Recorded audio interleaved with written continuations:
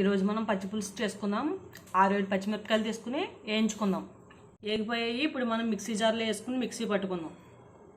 Mixie పట్టుకున్న పచ్చిమిరపకాయ paste. ఇప్పుడు మనం ఒక గిన్నె తీసుకుని నిమ్మకాయ అంత చింతపండు తీసుకుందాం. వాటర్ వేసుకుని నానబెట్టుకుందాం. 2 గ్లాసులు వాటర్ పోసి రసం తీసుకుందాం. మనం ఉల్లిపాయ ఒకటి పెద్దది తీసుకుని ముక్కలుగా కట్ చేసుకుందాం. 2 గ్లాసులు వాటర్ పోసి చింతపండు రసం తీసుకుందాం. ఇప్పుడు గిన్నెలో వేసుకుందాం.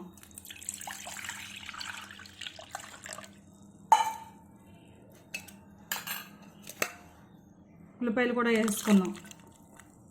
ముందుగా వేయించి పేస్ట్ చేసి పెట్టుకున్న పచ్చిమిరపకాయలు పేస్ట్ వేసుకుందాం. కొంచెం బెల్లం వేసుకుందాం.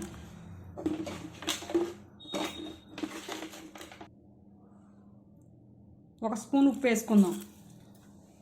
ఇప్పుడు పోపు పెట్టుకుందాం. బాగా కలుపుకోవాలి.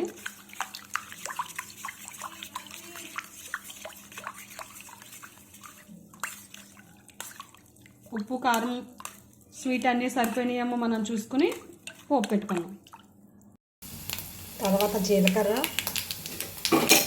ఎండుమిరపకాయలు, కరివేపాకు. పోపు రెడీ అయిపోయింది. మనం తాలింపు చేసుకుందాం.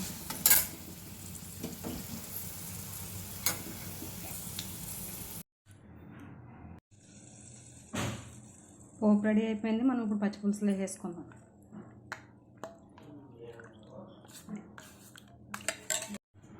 పోపు వేసుకుని మనం కొంచెం కొత్తిమీర కూడా వేసుకుని బాగా కలుపుకుందాం. పచ్చి పులుసు రెడీ.